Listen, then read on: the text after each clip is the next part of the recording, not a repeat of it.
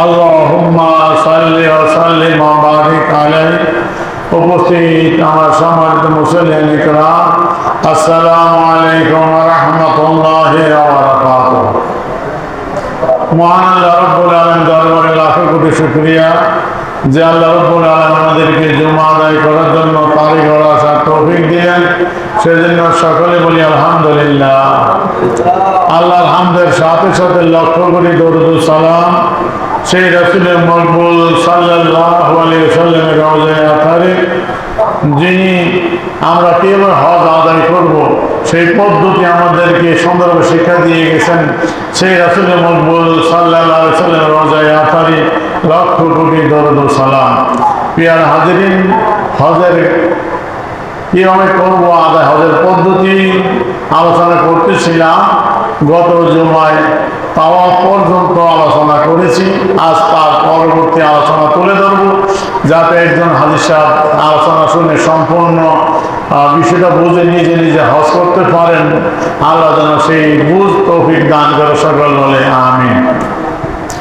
তাওয়াফ 7 চক্কর বাইতুল্লাহ দিকে হজরা আসওয়াদ থেকে শুরু করে হজরা আসওয়াদে এসে শেষ করবে। এবার 7 চক্কর দিবে এবং 7 চক্কর শেষ করে 2 রাকাত ওয়াজিব নামাজ আছে, সেই নামাজ আদায় করবে। তারপরে জমজমের পানি পান করবে। এই জন্য এই পর্যন্ত আলোচনা করেছিলাম। এখন এই তোয়াফের ভিতরে কিছু এক্সট্রা মাসালা রয়েছে। তোয়াফ কীভাবে করবো, তোয়াফের ভিতরে কি আবশ্যক, কি করা, সেই বিষয়টি তুলে ধরে তারপর সাফা ওয়া সাঈ আলোচনায় যাওয়ার চেষ্টা করব। যা আমরা যে তোয়াফের আলোচনা শুনলাম, সেই তোয়াফের ভিতরে অনেকগুলো শর্ত আছে। যে এর মধ্যে একটা অন্যতম শর্ত আমি মূল কথাটি বলে দিচ্ছি, সেটি হলো নিয়ত করা। যে নিয়ত যদি তোয়াফের নিয়ত না করা হয়, 7 চক্কর বাইতুল্লাহ ঘুরলেন, তোয়াফ হবে না। এই জন্য তোয়াফ করার আগে তোয়াফের নিয়ত করতে হবে। আল্লাহুম্মা ইন্নী উরিদু তাওয়াফা বাইতিকাল হারাম ফায়াসসিরহু লি ওয়া তাকাব্বাল মিন্নি। এইভাবে নিয়ত করবে। বাংলায় আমরা নিয়ত করতে পারি যে আল্লাহ তাআলা, আমি আপনার এই পবিত্র ঘরে তোয়াফ করার নিয়ত করলাম, কাজটা আমার জন্য সহজ করে দেন, আমাকে কবুল করেন। এই নিয়ত করে তারপরে তোয়াফ শুরু করতে হবে। নিয়ত না করলে তোয়াফ হবে না। যে তোয়াফের জন্য নিয়ত শর্ত। নিয়ত ছাড়া যদি কেহ বাইতুল্লাহ শরীফের চারদিকে 7 বার প্রদক্ষিণ করে, তাহলে তোয়াফ আদায় হবে না। নিয়ত করতে হবে 1 নম্বর। তারপরে তোয়াফের কিছু ওয়াজিব রয়েছে। সেটা হলো পবিত্র অবস্থায় তাওয়াফ করতে হবে। হদস আসগর, হদস আকবর হতে পাক হতে হবে। অর্থাৎ বিউজ অবস্থায় এবং হদস আকবর যেটা জুনুবি অবস্থায়, যেখানে গোসল করা ফরজ হয়, এইটা নাপাকি অবস্থায় তোয়াফ করলে তোয়াফ আদায় হবে না। এটা ওই থেকে পবিত্র হওয়া ওয়াজিব। যে তোয়াফ করতেছেন, আপনার ওযু ভঙ্গ হয়ে গেছে, এমন হয় অনেকের। আমাদের দেশে আলী সাহেব তো অনেক বয়স্ক আলী সাহেব যায়, যে তাদের ওযু রাখতে কষ্ট। যে ও তোয়াফ করা অবস্থায় যদি কারো ওযু ভঙ্গ হয়ে যায়, তাহলে ওই অবস্থায় থেমে যাবে, তোয়াফ করলে তোয়াফ হবে না। তারপর ওযু করে যে পর্যন্ত তোয়াফ করেছিল, যেই কয়টা চক্কর দিয়েছিল, তার পরবর্তী চক্করগুলো দিবে। যেমন 3 চক্কর দেওয়ার পরে 4র্থ চক্কর শুরু করেছে, ওযু ভেঙে গেছে, সে এই অবস্থায় ওযু করে এসে তারপরে 4র্থ চক্কর থেকে আবার শুরু করে 3 চক্কর হয়েছে, তারপরে আর 4টা দিবে, 7টা পূর্ণ করবে। অর্থাৎ বেউজুর অবস্থায় তোয়াফ করলে তোয়াফ হবে না, ওযু সহ তোয়াফ করতে হবে। তারপরে সতরে আওরাত, অর্থাৎ যে পর্যন্ত সতর ঢাকা ফরজ, ওই সতর ডেকে তোয়াফ করতে হবে। তারপরে যেটি হলো তোয়াফের পরে 2 রাকাত নামাজ আদায় করা, যেটা কিন্তু ওয়াজিব। এই নামাজ বাদ দেওয়া যাবে না, গুনাহগার হতে হবে। এখন ওয়াজিবগুলোর হুকুম, যে ওয়াজিবগুলো, তারপরে এই হাতিমের চারদিক দিয়ে তোয়াফ করতে হবে। হাতিমের ভিতর দিয়ে তোয়াফ করলে তোয়াফ হবে না, এগুলো আবশ্যক। তো এই ওয়াজিবের হুকুম, ওয়াজিবে তাওয়াফের ওয়াজিবের হুকুম এই যে যদি কেউ কোনো ওয়াজিব ছাড়িয়া দেন, তবে তাহাকে পুনরায় তাওয়াফ করিতে হবে। তোয়াফ ওয়াজিব ছুটে গেলে তাওয়াফ হবে না, পুনরায় তোয়াফ করতে হবে। যদি তাহা না করেন তবে দম বা কোরবানি ওয়াজিব হবে। সুতরাং এগুলো সতর্ক থেকে আমাদের তওয়াফ করতে হবে। তওয়াফের কিছু সুন্নত রয়েছে, যেমন হজরে আসওয়াদ চুম্বন করা, তওয়াফের ইস্তেবা করা, প্রথম 3 চক্করে রমল করা, অবশিষ্ট 4 চক্করে রমল না করা। এই জন্য যদি প্রথম 3 চক্র রমল করতে ভুলে যায়, পরবর্তী চক্র রমল করবে না, যেহেতু পরবর্তী 4 চক্র রমল না করা সুন্নত। ধীরে ধীরে তওয়াফ করা, তারপরে তওয়াফের শুরু করার সময় হজরে আসওয়াদের দিকে মুখ করা, তারপরে শরীর কাপড় চোপড় না ছাড়া হাকিকি থেকে পাক হওয়া, হজরে আসওয়াদের সামনে দাঁড়ায় তাকবীর বলার সময় উভয় হাত তাকবীর তাহারিমান নেয় উপরে উঠানো। এগুলো হলো হজের সুন্নাত, তওয়াফের সুন্নাত। তারপরে কিছু তওয়াফের মুস্তাহাব আছে। আমি মূল কথাগুলো বলছি, যে এখানে আছে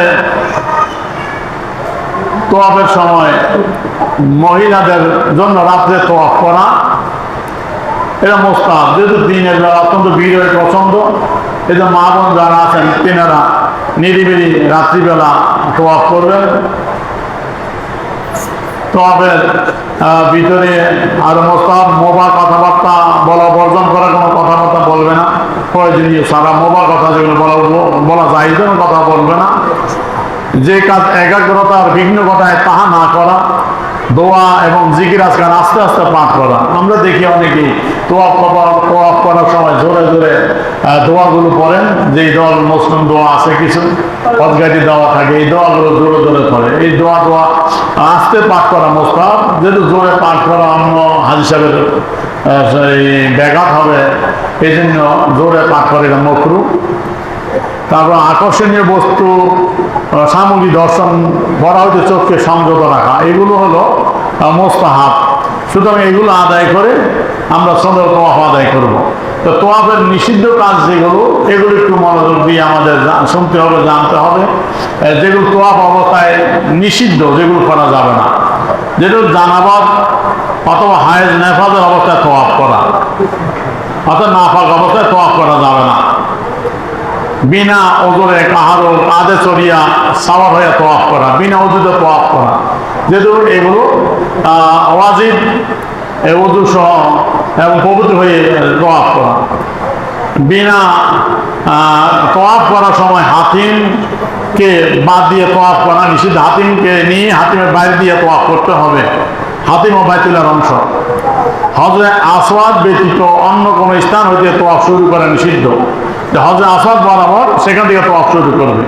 তওয়াফের মধ্যে বাইতুল্লাহর দিকে মুখ করা, এটা হলো নিষিদ্ধ। অর্থাৎ তওয়াফের শুরুতে হজরে আসওয়াদ বরাবর হয়ে ইহতিলাম করে তওয়াফ শুরু করবে, তখন বাইতুল্লাহর দিকে নজর করবে। তওয়াফ করার সময় যখন বাইতুল্লাহর চারদিক দিয়ে তওয়াফ করে ঘুরবে, ওই সময় বাইতুল্লাহর দিকে তাকানো এটা নিষিদ্ধ। কিন্তু আমরা হাজী সাহেব অনেকে আমরা ওদিকে তাকিয়ে থাকি, এটা নিষিদ্ধ। ওই দিকে এই সময় তার প্রত্যেকের সামনের দিকে দেখে দেখে তওয়াফ করবে, যাতে কারো গায়ে ধাক্কা না লাগে, কারো সাথে বাধা না লাগে, কষ্ট না দেওয়া হয়, ভিড়াভিড়ি অনেক হয়। তো তাই বাইতুল্লাহর দিকে তাকায় থাকলে তাকায় রাখতে হয়। সুতরাং বাইতুল্লাহর দিকে ওই সময় তাকানো নিষিদ্ধ। তাওয়াফের ওয়াজিব সমূহ হয়তো কোন একটিকে তরক করা, মানে তাওয়াফের ওয়াজিব যেগুলো একটা বাদ দেওয়া যাবে নিষিদ্ধ। তাওয়াফের ওয়াজিবগুলো এগুলো সঠিকভাবে আদায় করে তওয়াফ করতে হবে। এইগুলো হলো তওয়াফের নিষিদ্ধ বিষয়, এগুলো থেকে দূরে থাকতে হবে। এখন তওয়াফ আমরা যে আলোচনা শুনলাম, তওয়াফের পদ্ধতিটা 7টা চাদরকে করতে হয়। এই তওয়াফ 3 প্রকার। একটা হলো তওয়াফে কুদুম, যেটি হলো পবিত্র মক্কায় আগমনের সঙ্গে সঙ্গে প্রথম যে তওয়াফ করা হয়।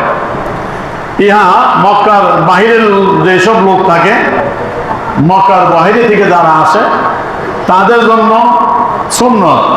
যারা শুধু হজ এবং কেরান আদায় করেন, যে যারা শুধু হজে ইফরাদ করবে তাদের জন্য তওয়াফে কুদুম যাই প্রথম তওয়াফে কুদুম করবে, এটা সুন্নত।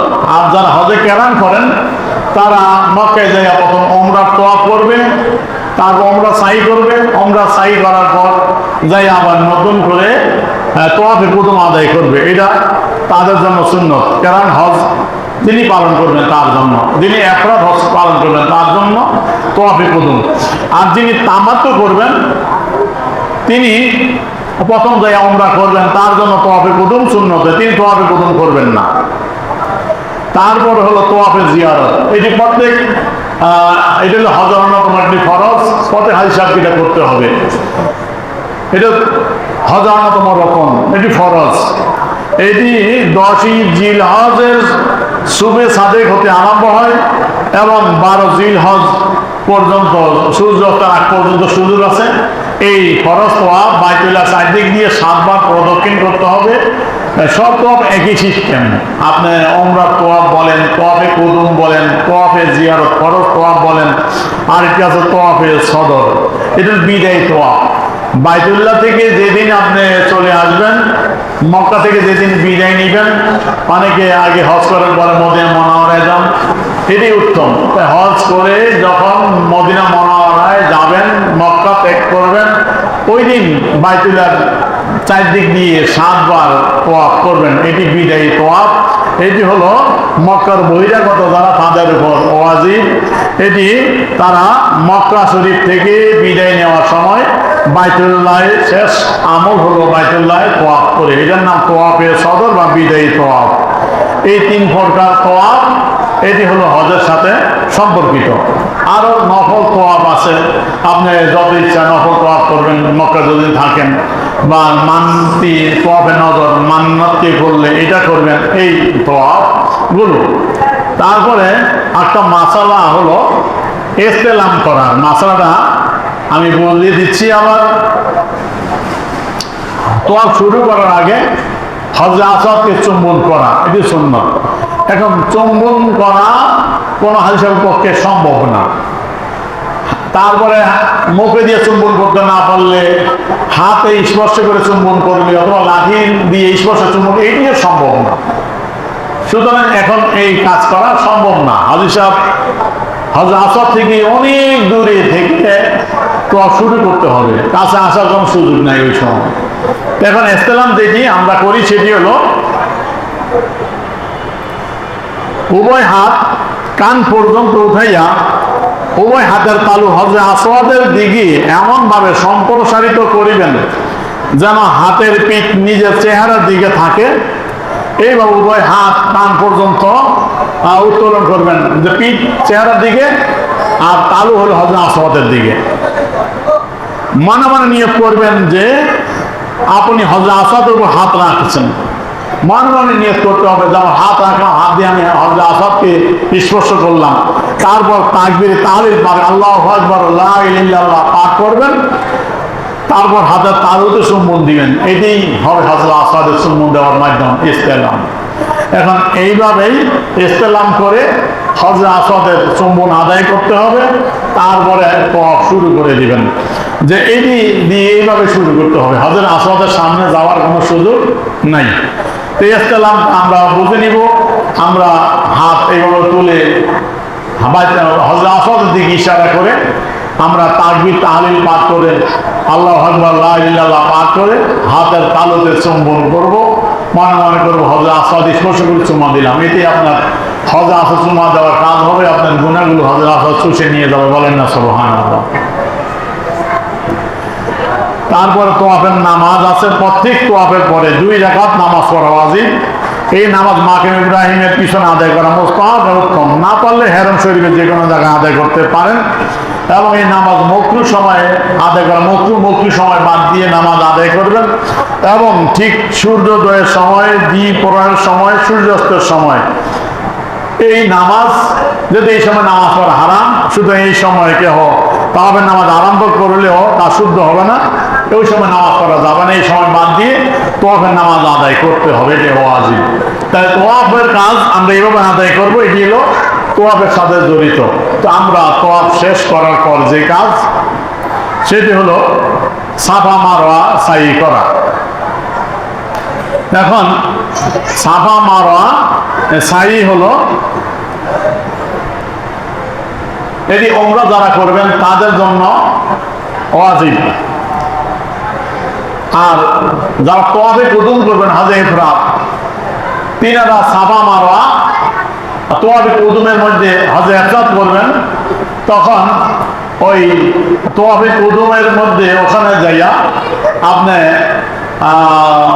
সাফা মারওয়া সাই আপনার তওয়াফে কুদুম হয়ে গেছে।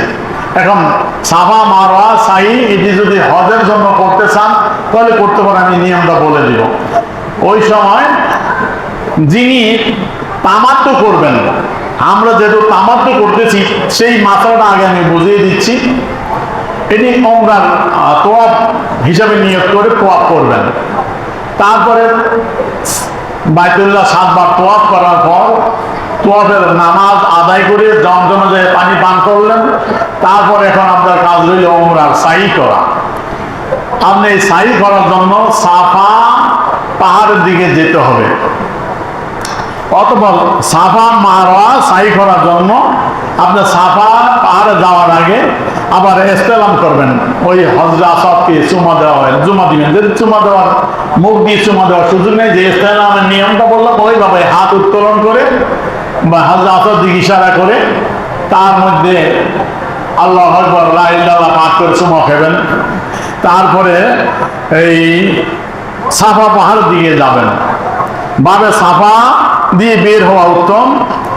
প্রথমে সাফা পাহাড়ের দিকে যাবেন, এর উপর আরোহণ করবেন। যাইয়া সাফা মারওয়া পাহাড় দয়ে আরোহণ করার জন্য পাহাড়ের উপর একবার চূড়ায় না, পাহাড়ের এতটুকু উপর উঠবেন যে বাইতুল্লাহ দেখা যায়। ওই পাহাড়ের উপর যেখানে উঠলে বাইতুল্লাহ খানা কাবা দেখা যায়, এতটুকু উপর উঠার পর বাইতুল্লাহর দিকে মুখ করে উভয় হাত উত্তোলন করে 3 বার তাকবীর বলবেন। তারপর লা ইলাহা ইল্লাল্লাহ আলহামদুলিল্লাহ আল্লাহর প্রশংসা করে নবী করিম সাল্লাল্লাহু আলাইহি ওয়াসাল্লামের প্রতি দরুদ শরীফ পাঠ করবেন। শেষে নিজের যা যা প্রয়োজন এই বিষয়ে আল্লাহর দরবারে মোনাজাত করবেন। দোয়ার সময় উভয় হাত আসমানের দিকে উঠাবে, যে হাত তুলে আমরা মোনাজাত করি এইভাবে। তাই সাফা এই দোয়া কালাম আদায় করে তারপরে সাই শুরু করবেন। সাফা থেকে মারওয়ার দিকে যখন যেতে হবে, তো স্বাভাবিক অবস্থায় চলবেন, বাতনা ওয়াদি পর্যন্ত এইভাবে স্বাভাবিক চলবেন। সবুজ বাতি আছে সাফা মারওয়া সাই করার মাঝখানে, 2 মাথায় সবুজ বাতি আছে। তো সবুজ বাতির স্থানটুকু পুরুষের জন্য একটু মৃদু দৌড়িয়ে চলবে, একটু দৌড় দিয়ে যাবে। তাই সবুজ বাতির নিকট পৌঁছার পর মৃদু দৌড়িয়ে চলবে। সবুজ বাতি অতিক্রম করার পর আবার স্বাভাবিক অবস্থায় চলবে। এখন সবুজ বাতির মধ্যে দৌড়িয়ে যাবে, এটা হলো পুরুষের জন্য। মা বোন যারা আছেন তারা স্বাভাবিকভাবে যাবেন, দৌড়িয়ে যাওয়ার দরকার নেই। আমরা দেখি অনেক মা বোন তারাও দৌড় মারে পড়িয়া যায়। আমি যখন হজে ছিলাম দেখেছি, আমাদের দেশে না, সূর্য সুরানি হবে এক মহিলা বাচ্চা একটা কান্দের নিচে, তারপর সাই করার সময় ওই জায়গায় দৌড় দিছে, বাচ্চা নিয়ে উপরে পড়ে গেছে, বাচ্চাও ব্যথা পাইতে কেটে গেছে, তার অবস্থা। সুতরাং ওই সময় মা বোন যারা তাদের সাথে পুরুষের যে পার্থক্য আমি গত জন্য তুলে ধরেছিলাম, আর রিপোর্ট করছি না সময়ের জন্য, যে মা বোন ওই জায়গায় সাফা সাই করার সময় ওইটি দৌড়াবে পুরুষ, মা বোন স্বাভাবিক অবস্থায় হাঁটবেন।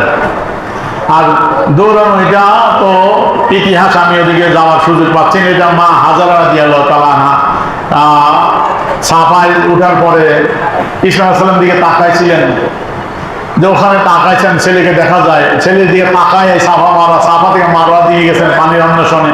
ওই নিচে নামার পরে আর ছেলেকে দেখা যায় না, এই জন্য দৌড় দিয়েছেন। আবার যখন ছেলেকে দেখা যায় আবার স্বাভাবিক গেছেন। ওইটা মা হাজারা রাদিয়াল্লাহু তাআলা আনহার ওই দৌড়ানোর নিয়ম। এই জন্য আল্লাহ পাক এটা পুরুষদের জন্য রাখছে, তোমরা দৌড় দাও, এই ইতিহাসটা ধরে রাখার জন্য। এই জন্য সাফা মারওয়া সাই করার সময় বাইতুলের দিকে তাকানো উত্তম। মা হাজারদের নদীকে তাকাইছিলেন, তার ইসমাঈল আলাইহিস সালাম বাইতুল্লাহর নিকটেই ছিলেন, যেখানে জমজম কূপ সৃষ্টি হয়েছে। যাই হোক, এখন ওই স্বাভাবিক অবস্থায় যাইয়া মারওয়া পাহাড়ের উপরে গিয়ে উঠবেন। মারওয়ার নিকট পৌঁছে মারওয়া পাহাড়ে আরোহণ করবেন। কেবলামুখ হয়ে আল্লাহ তাআলার প্রশংসা করবে, তার মহত্ব বর্ণনা করবে, লা ইলাহা ইল্লাল্লাহ পড়বে, নবী করিম সাল্লাল্লাহু আলাইহি ওয়াসাল্লামের প্রতি দরুদ শরীফ পাঠ করবে, সাফার ন্যায় মারওয়াতে করবে। সাফায় যেমনি দোয়া করছেন, এগুলো আদায় করছেন, ঠিক মারওয়াতে এইভাবে দরুদ শরীফ করে আল্লাহর জিকির আজকার করে তাসবিহ তাহলিল করে তারপরে দোয়া করবেন। এইভাবে সাফা মারওয়ার মধ্যে 7 বার দৌড়াবে। তো সাফা থেকে মারওয়া 1 চক্কর, আবার মারওয়া থেকে সাফা 2, আবার সাফা থেকে মারওয়া 3, এইভাবে সাফা থেকে শুরু করে সাফা পাহাড় থেকে শুরু করে মারওয়ায়, মারওয়া থেকে সাফা, এইভাবে শুরু করে মারওয়ায় জায়গা 7 চক্কর শেষ হবে। তো সাফা থেকে আরম্ভ করে মারওয়ায় খতম করবে। এইভাবে 7 চক্কর শেষ করে সাফা মারওয়া সাই কমপ্লিট। এখন সাফা মারওয়া সাই শেষ করার পর ওই সাফা মারওয়া সাই করার সময় যদি নামাজের একামত আরম্ভ হয়, তবে তাওয়াফ বা সাই তরক করে জামাতে শরীক হবে। যে তাওয়াফ করতেছেন তখন আজান একামত দিয়ে দেয়, সাই করতেছেন, তখন ওই নামাজের একামত শুরু হয়ে গেলে নামাজে শরীক হতে হবে। নামাজ শেষ করার পর যে পরিমাণ তাওয়াফ বা সাই থাকে তা সমাপ্ত করবে। তারপরে যাইয়া সাই শেষ করার পর মসজিদে প্রবেশ করে 2 রাকাত নামাজ আদায় করবেন। সাই 2 রাকাত নামাজ আদায় করবেন। এটা ওয়াজিব না, এটি সুন্নত পড়বেন। তারপরে মক্কায় অবস্থানকালে যখনই সম্ভব হবে, এটা হলো যিনি ওই হজে ইফরাদ করবেন তার। এখন ওই সাই করার পর যিনি ওমরা করবেন তার কাজ হইল, সাই শেষ হয়ে গেল, প্রথম ওমরা তাওয়াফ করলেন, তারপর সাফা মারওয়া সাই করলেন। এখন আরেকটি কাজ হলো মাথা মুন্ডানো। এই সাই শেষ করার পর তারপরে আপনি মাথা মুন্ডন করে হালাল হয়ে যাবেন, আপনার ওমরা কাজ কমপ্লিট হয়ে গেল। মাথা মুন্ডন করেন, পুরুষরা মাথা মুন্ডন করবেন, মা বোন যারা আছেন তারা মাথার চুলের 1 আঙ্গুল পরিমাণ কেচি দিয়ে কেটে ফেলবেন, তাহলে হক মাথা মুন্ডানোর হক আদায় হয়ে গেল। মা বোন মাথা মুন্ডাবেন না, এটা একদম নিষিদ্ধ। চুলের আগা কাটবেন। এখন মাথা মুন্ডানোর পর বা চুল কাটার পর আপনি হালাল হয়ে গেলেন। আপনার জন্য যে কাজগুলো এহরাম অবস্থায় নিষিদ্ধ ছিল, এই কাজগুলো আপনার জন্য এখন বৈধ হলো। বিশেষ কিছু কাজ আছে যেটা তাওয়াফে জিয়ারত না করা পর্যন্ত বৈধ হয় না।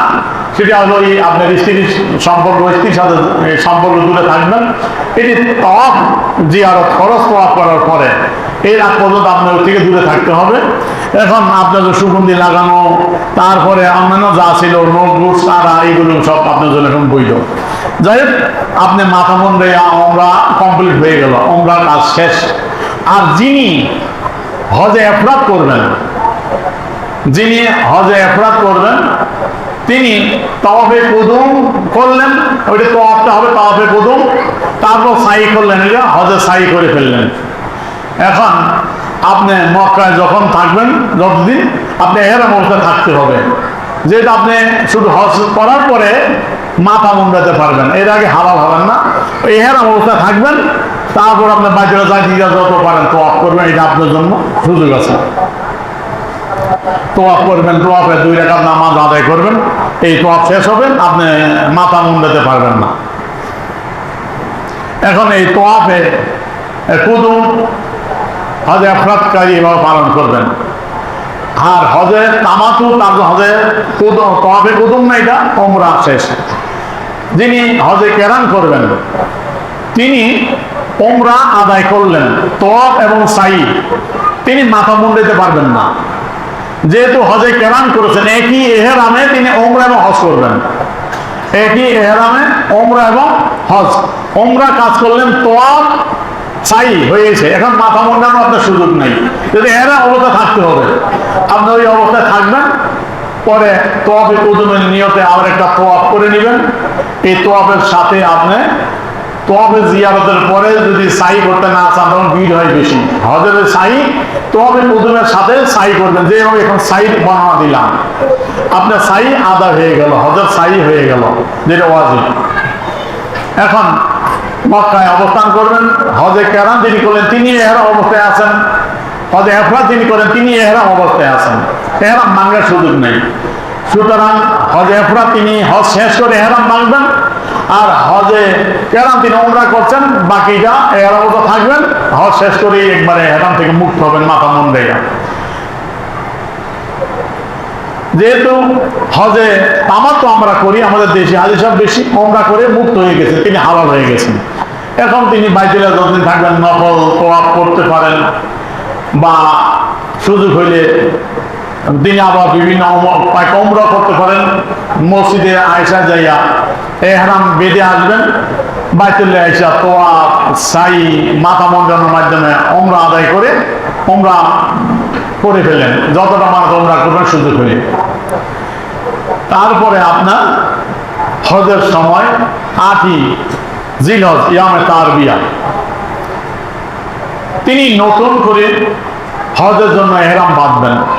হেরাম শরীফে যেয়ে মুসলি হেরামে যাইয়া এহরামে 2 রাকাত নামাজ আদায় করে যেইভাবে প্রথম এহরাম বেঁধেছিলেন যেই নিয়মে উমরার জন্য, ঠিক ওই একই নিয়মে এহরাম বাঁধবেন, নিয়ত করবেন এখন হজের। আল্লাহ মিন্নি ইউরিদুল হাজ্জা ফায়াসিরহু লি ইয়াতাকাব্বালহু মিন্নি ওয়া আল্লামি, হজের নিয়ত করলাম, কাজটা সহজ করে দেন, আমার থেকে কবুল করেন। এখন 8ই জিলহজ ইয়ামে তারবিয়া, হাজি সাহেব হজের জন্য নতুন করে এহরাম বাঁধবেন, হজের নিয়তে তালবিয়া পড়বেন, মুহরিম হয়ে গেলেন।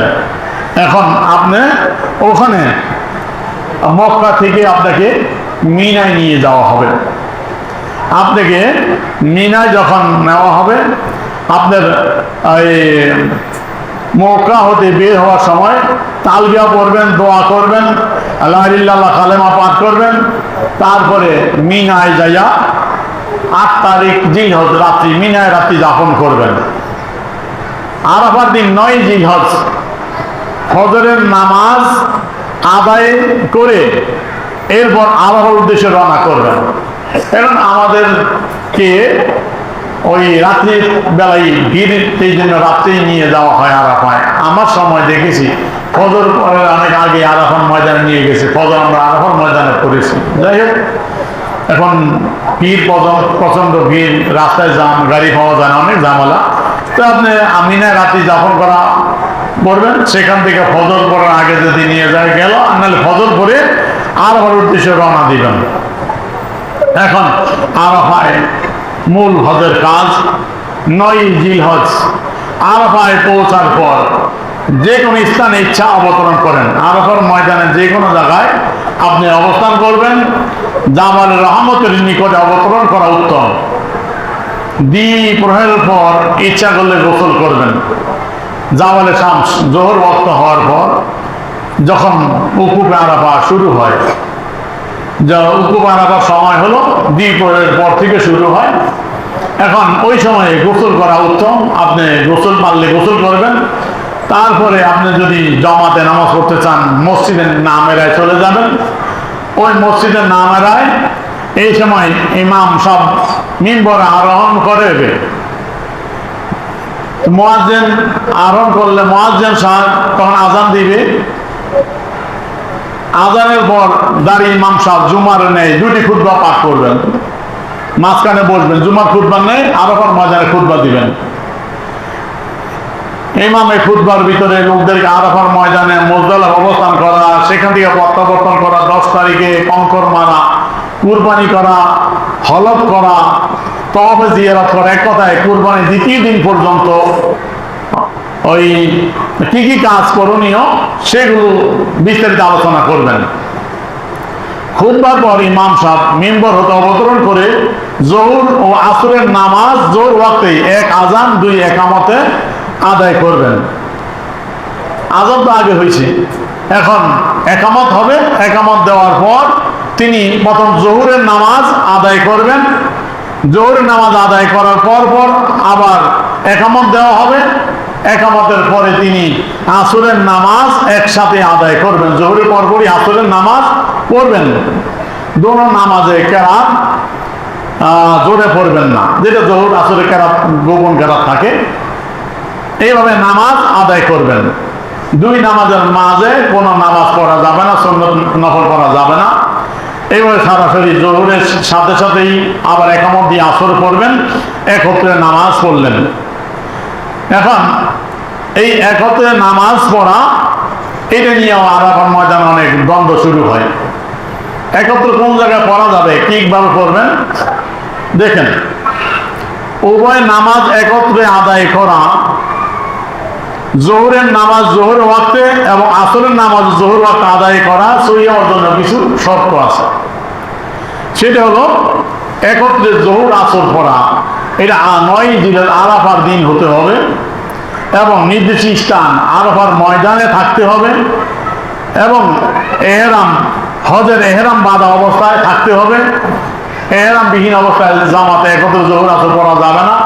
পঞ্চম শর্ত হলো জামাত হওয়া, এটির অন্যতম শর্ত যে জামাতের সাথে আদায় করতে হবে। একা একা যদি পড়েন তাহলে জোহরের নামাজ জোহরের সময়, আসরের নামাজ আসরের সময় পড়বেন। এটি হলো আমাদের ইমাম আবু হানিফা রাহমাতুল্লাহির মত যে আসরের নামাজ সে ওয়াক্তে আদায় করবে। যে কেউ যদি নিজ তাবুতে একা জোহরের নামাজ আদায় করে, তবে আবু হানিফা রাহমাতুল্লাহির মতে আসরের নামাজ সে ওয়াক্ত মতো আদায় করে, আসরের নামাজ আসরের সময় আদায় করবে। জোহরের সাথে আসর পড়ার সুযোগ নাই। একমাত্র মসজিদের নামেরায় ওই জামাতে যারা পড়বেন তারা জোহরের সাথে আসর ইমামের সাথে আদায় করতে পারেন। একা একা তাবুতে যখন পড়বেন, জোহরের নামাজ জোহরের সময়, আসরের নামাজ আসরের সময়। এটাই হলো আমাদের হানাফি মাযহাবের মত, হানাফি মাযহাবের সহিহ মত এটাই। তারপরে আরেকটা শর্ত হলো ইমাম রাষ্ট্রপ্রধান অথবা তার নিযুক্ত কোনো প্রতিনিধি হওয়া আবশ্যক, যেটা মক্কার ইমাম, মক্কার আমির যিনি বাদশা, তিনি নিয়োজিত করে দেন ইমাম, তার পিছনে জমাতে পড়া। এটা হলো অন্যতম শর্ত যে বাদশা বা তার প্রতিনিধি উপস্থিত থাকা। তো মুসলিম নামেরায় বাদশার প্রতিনিধি ইমামতি করেন, ওখানে জমাতে জোহরের সময় জোহর এবং জোহরের সাথে মিলাইয়া আসর একত্র পড়া। একা তাবুতে যেহেতু বাদশার প্রতিনিধি নাই, ইমাম নাই, এই জন্য একা একা জোহরের সময় জোহর, আসরের সময় আসর একত্রে পড়ার সুযোগ নাই। এইটাই হলো আমাদের হানাফি মাযহাব মত, এইটা হলো হানাফি মাযহাবের ফতোয়া। সুতরাং এখন এইভাবে জোহরের নামাজ আদায় করলেন, আসরের নামাজ একত্রে পড়েন মসজিদে অথবা তাবুতে জোহর পড়ার পর এখন আরাফার ময়দানে অবস্থান। এখন আসরে গোটা আরাফার ময়দানে মাওকিফ যেখানে চা অবস্থান করতে পারেন, শুধুমাত্র বাতনা ওড়না ওই স্থানটা বাদ দিয়ে। এখন উকুফ করার জন্য আরাফার ময়দানে বসবেন। আরাফার ময়দানের বাহিরে উকুফ করলে হবে না এবং কিয়াম উকুফের জন্য শর্ত নয়, তা ওয়াজিব নয়। সুতরাং বসে বসে উকুফ করাও জায়েজ আছে। অবশ্য কিবলামুখী হয়ে দাঁড়িয়ে উকুফ করা উত্তম। সূর্যাস্ত পর্যন্ত আরাফার ময়দান অবস্থান করা ওয়াজিব।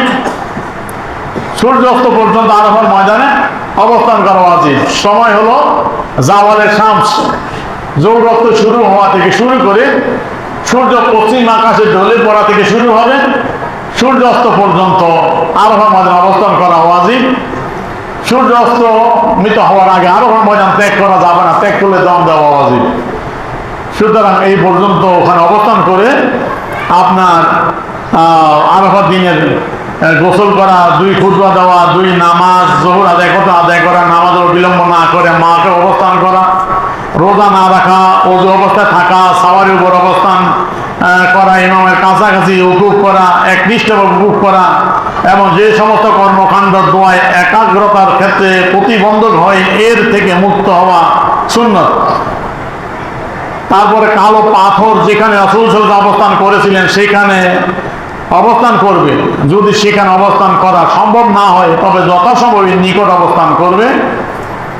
তারপরে 2 দোয়ার সময় উভয় হাত সরিয়ে উপরের দিকে উত্তোলন করবে, কিবলামুখ হয়ে দোয়া করবে। যেমন এক ব্যক্তি অপর ব্যক্তিকে ডাকার সময় তার দিকে হাত মুখ ফিরিয়ে আহ্বান করে থাকে, এই আল্লাহর কাছে দোয়া করবে। আল্লাহর প্রশংসা, লা ইলাহা ইল্লাল্লাহ, তার বরত্ব বর্ণনা করা, নবী করিম সাল্লাল্লাহু আলাইহি ওয়াসাল্লামের প্রতি দরুদ পাঠ করার পর দোয়া শুরু করবে। আরাফার ময়দানে হলো মূল আসল কাজ দোয়া করা। ওখানে আপনি এই দরুদ শরীফ পড়ে আল্লাহর জিকির করে তাসবিহ তাহলিল করে তার আল্লাহর হামদ সানা পাঠ করার পর দোয়ার মধ্যে রত হবেন। এতে লোকদেরকে কাকতের মিনতির সাথে কেঁদে কেঁদে দোয়া করবে। আরাফার অবস্থানকালে কিছুক্ষণ পর পর তালবিয়া পাঠ করবে। নিজের জন্য, পিতা মাতার জন্য, মুমিন নর নারী সকলের জন্য বেশি বেশি ইস্তেগফার করবে। বিনয়, ইখলাস, খুশু খুজুর সাথে তালবিয়া, লা ইলাহা ইল্লাল্লাহ, তাসবিহ পাঠে আল্লাহর প্রশংসা বর্ণনায় নিয়োজিত থাকবে। রাসূল সাল্লাল্লাহু আলাইহি ওয়াসাল্লামের প্রতি দরুদ শরীফ পাঠ করবে। নিজের প্রয়োজনীয় দোয়া ও মুনাজাত করতে থাকবে। এইভাবে সূর্যাস্ত পর্যন্ত থাকবে আরাফার ময়দানে। এইটা হলো আরাফার ময়দানে অবস্থানের নিয়ম। তারপরে সূর্য অস্ত হওয়ার পরে যাইয়া আরাফার ময়দান থেকে আপনি মুজদালিফা দিকে রওনা দিবেন। তা মুজদালিফার দিকে যাবেন। তা মুজদালিফায় যাওয়া আপনার কিভাবে যাবেন? যে এই সূর্যাস্তের পর ইমাম লোকজন নিয়ে ওই অবস্থাতেই মুজদালিফার উদ্দেশ্যে রওনা করবে। উত্তম হলো স্বাভাবিক অবস্থায় হাঁটা। খালি জায়গা পেলে দ্রুত হাঁটবেন না, স্বাভাবিক হেঁটে হেঁটে যাবেন। রাস্তায় বারবার আল্লাহু আকবার, লা ইলাহা ইল্লাল্লাহ, আলহামদুলিল্লাহ তালবিয়া পাঠ করবে। আল্লাহর দরবারে বেশি বেশি করে ক্ষমা প্রার্থনা করবে। বীরের ভয়ে সূর্যাস্তের আগে রওনা করলে কোনো ক্ষতি নেই, যদি সূর্যাস্তের পূর্বে আরাফার সীমা অতিক্রম না করে। যেটা বলছিলাম, মানে গাড়ি পাওয়া যায় না। আমার সময় দেখেছি আসরের নামাজ পড়ার পর পরে আমাদেরকে গাড়িতে নিয়ে তুলে দিয়েছে, কিন্তু গাড়িতে ওঠেন। তখন বললাম গাড়িতে উঠবো, যদি আরাফা থেকে চলে যাই তো দম দিতে কম কি, তা যান না আগে। তা গাড়ির ঠিকই আসছি, যদি গাড়ি পাওয়া যায় না, মুআল্লিমের গাড়ি কম, হাজি বেশি। তাই আসরের পরে আইসা, যেহেতু মাগরিব পড়ার সুযোগ নেই, আসরের পরে গাড়িতে এসে উঠছি। তো সিট নিয়ে বসছি। কিছুক্ষণ পরে দেখলাম বৃদ্ধ লোক, মুরব্বী যারা আছেন, আমি তো 2002 গেছি, আরো অনেক জীবন ছিলাম। তো বুড়া মুরব্বী, তাদেরকে সিট দিলাম। আমরা দাঁড়াইলাম, দাঁড়াইয়া থাকলাম গাড়ির মধ্যে। সেই গাড়ি রাত্রে স্টার্ট দিয়েছে রাত্রে 10টা বাজে। আসরের পরে যাই গাড়িতে উঠছি, রাত্র 10টায় গাড়ি স্টার্ট দিতে পেরেছে। তখন জামের জন্য গাড়ি স্টার্ট দিতে পারে নাই। যাই অনেক কষ্ট, ওখানে যারা গেছে তারা বোঝে। তো মূল কথা হলো সূর্যাস্তের আগে আরাফার ময়দান ত্যাগ করার সুযোগ নেই। ত্যাগ করলে দম দিতে হবে। আগে প্রস্তুতি নিতে পারেন না, কিন্তু আরাফার ময়দানে থাকতে হবে সূর্যাস্ত পর্যন্ত। তাহলে আপনি মুজদালিফার উদ্দেশ্যে রওনা গেলেন। যাওয়ার পথে, মুজদালিফায় যাওয়ার পথে আপনি মাগরিবের নামাজ রাস্তায় পড়তে পারবেন না, এশারের নামাজও রাস্তায় পড়তে পারবেন না। মুজদালিফায় যাওয়ার পর আপনি এশারের সময় মাগরিব ও এশার নামাজ আদায় করবেন। যদি রাস্তায় পড়েন তাহলে আপনাকে ওই মুজদালিফায় যাওয়ার পর আবার নামাজ পুনরায় পড়তে হবে।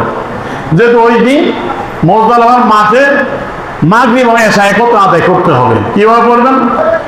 যে ওখানে মুজদালিফায় যাওয়ার পর পায়ে হেঁটে মুজদালিফায় গমন করা মুস্তাহাব। মুজদালিফায় পৌঁছে সেখানে যেখানে ইচ্ছা অবতরণ করবে, রাস্তায় অবতরণ করবে না। জাবালে কুজা পাহাড়ের নিকট অবতরণ করা উত্তম। এশারের নামাজ রক্ত হওয়ার পর মুজদালিফায় আজান ও একামত দিবে। তাই আমাদের ইমামদের মতে আজান একামতেই এশারের নামাজ পড়বে, অর্থাৎ এক আজান এবং একামত যেটা দিয়েছে মাগরিবের জন্য, প্রথম মাগরিব পড়বে আর কি। এশার ওয়াক্তে মাগরিব নামাজ আদায় করবে আজান একামত দিয়ে। এরপর আমাদের ইমামদের মতে পূর্বোক্ত আজান একামতেই, যে আজান একামত পূর্বে দিয়েছিল আর লাগবে না, এশার নামাজ আদায় করবে। এই দুই নামাজের মাঝে কোনো নফল বা সুন্নত পড়বে না। যদি কেউ নফল পড়ে অন্য কোনো কাজে মশগুল হয় তবে পুনরায় একামত দিতে হবে। ইমাম আবু হানিফা রাহমাতুল্লাহির মতে মাগরিব ও এশা একত্রে আদায় করার জন্য জামাত শর্ত নয়। কেউ যদি মাগরিব ও এশারের নামাজ একা একা আদায় করে তবুও জায়েজ আছে, অর্থাৎ একা পড়লেও মাগরিব পড়বেন আগে, এশা পড়বেন তারপরে, একসাথে মাগরিব এশা নামাজ আদায় করতে হবে। এটি হলো মুজদালিফায় একত্রে মাগরিব এবং এশা পড়ার পর মাগরিবের সুন্নত পড়বেন, তারপরে বেতের পড়বেন, একত্রে মাগরিব এবং এশা একসাথে আদায় করবেন। এটি হলো মুজদালিফায়। তারপর মুজদালিফায় অবস্থান কখন করে রওনা দিবেন।